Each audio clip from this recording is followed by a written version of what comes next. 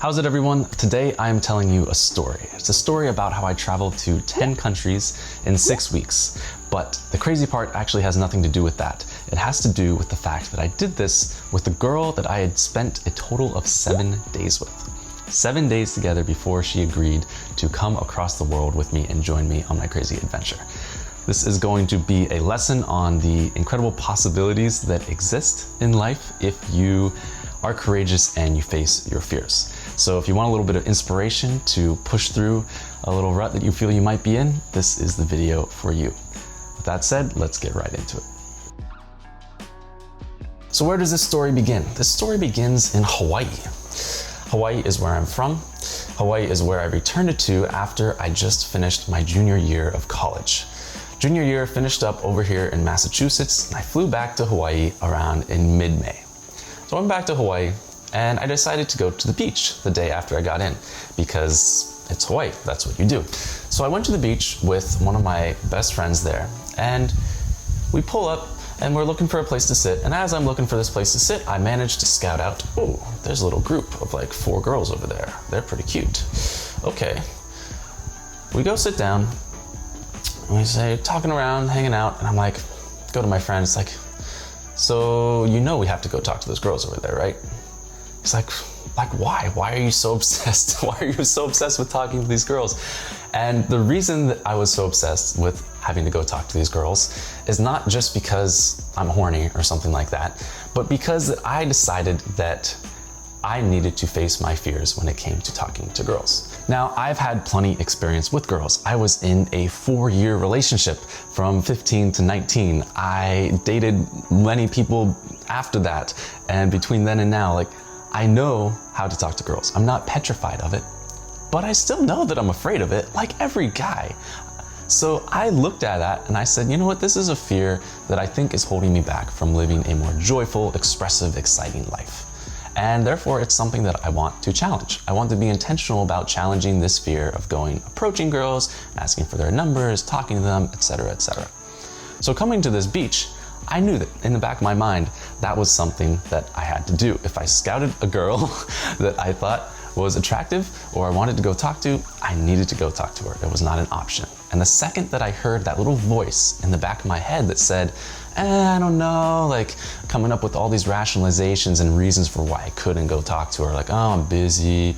Oh, I don't have time. Oh, she doesn't look like my type long term, or whatever the excuse is. Anytime that I heard that coming up, I knew, like, shit, now I really have to go talk to her. Because anytime that you're starting to come up with all the reasons why you can't do something, you know that it's important to do. So that's why I decided that I needed to go talk to her. Plus, she looked like she had such a nice personality, from the beach. So I knew that I had to go. So I finally convinced my friend, and we go walk up to these 4 girls, and one of them in particular, I decided this is the one. And so I squatted down next to her, and I just started talking to her, and within the first 3 sentences, technically maybe just 1 long sentence, I basically asked for her number, straight up. I just say something along the lines of, hey, you're very beautiful, I would love to get your number, I think we could have a fun time together, etc., etc. And she said yes. And then we start talking, actually, and we have a nice, lovely 20-minute long conversation. So there was some chemistry there too, with regards to beyond just the physical. We end up talking, and then I text her later, and we're kind of texting a little bit, and I ask her out on a date.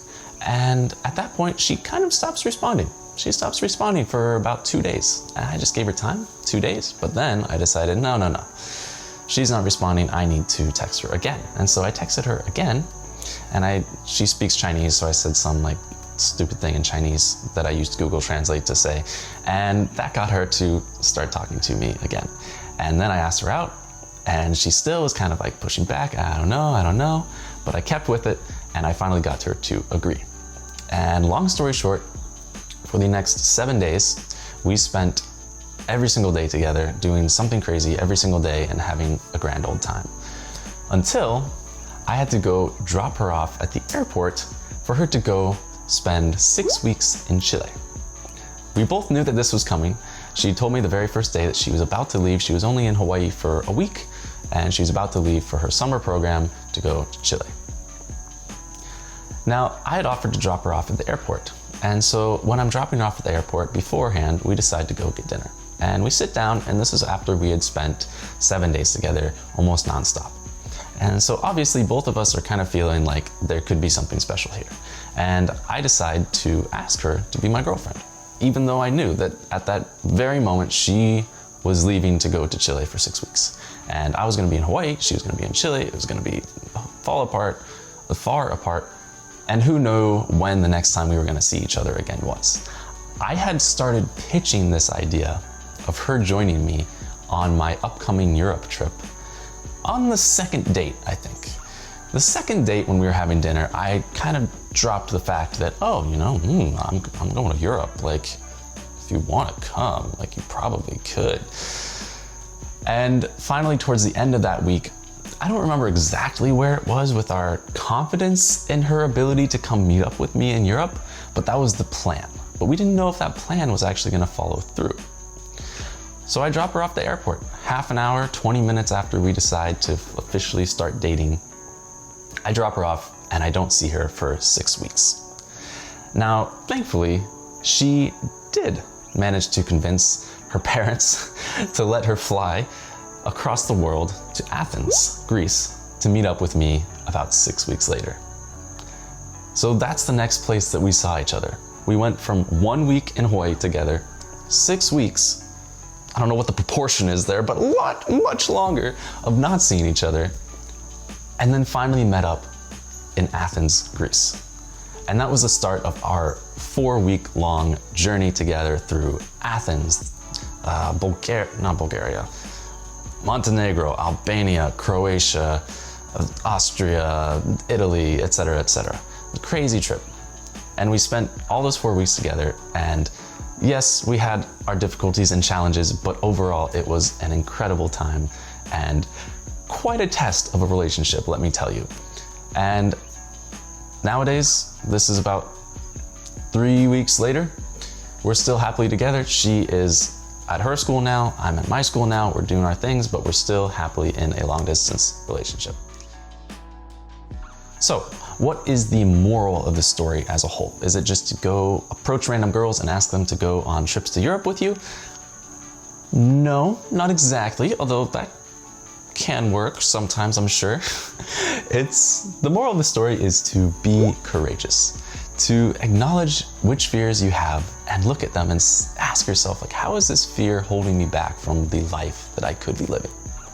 Because every time that I have done something cool or achieved something cool, whether it be my business or the school that I go to or the relationships I have, like anything that is very cool that I really enjoy about my life, that might be special about my life, has to do with the fact that at some point I was afraid of something and I did it anyways. At some point I was courageous enough to acknowledge the fact that I was afraid of this thing, but that I was going to face that fear and do it anyways. With the business, it's cold calls and sending emails and showing up at restaurants and having meetings. Relationship, it's asking for numbers. With school, it's just agreeing to go fly across the country, the world basically, to go to this random new school. There's a lot of things that I just was afraid of, but decided to do it anyways. And so this is the mentality that I am trying to take in my life as a whole, is making facing my fears like a mantra, like a way of life. And this goes back to a video that I made, maybe the second or third video I made on this channel, called the timeless answer to what should I do, I think, which I'll also link right here. And it's basically about this question that we all have as young people: what should I do? You know, there's so many options that I could do with my life, my career, where do I live, etc., etc. And my answer, proposed answer in that video, was using fear as a compass. Fear as a compass towards what you should do, because you know that that's where the most growth is going to lie. We always grow the most after we do something we're afraid of, and we're always most excited and happy and thrilled about life and the possibilities of life after we are courageous and we do something we're afraid of. You jump off that cliff into the water, and even though you were super afraid of doing it, you did it, you overcame that fear, you were courageous, you jumped off. That feeling of ecstasis that you have after you do that is incredible. It's kind of like a drug, and you can definitely take it too far, but I think most of us are taking it way too low. We're not doing it nearly enough. So that is my fundamental message to you, dear listener, viewer, etc. Be courageous. Look at your fears, identify which ones are holding you back in the ways that are important to you, and decide what you are going to do to counteract that fear, and be courageous and do it anyways. And a great lesson exercise for this is called Fear Setting by Tim Ferriss, and he has a whole worksheet that I will link to in the description that'll help you identify what actions you're afraid of taking, what things you're afraid of doing, and then listing out kind of, what's the worst thing that could happen, how likely is that, what's the best thing that could happen, how likely is that, and then kind of using it to rationally make the decision of which fears that you want to challenge. That is my challenge/invitation to you, dear viewer. If you know anyone who needs to hear this lesson, this message, which I think is a lot of people, that's why I'm making this video. If you know anyone who needs to hear this, share it with them, please. Do them a little favor, help them get them out of their little rut.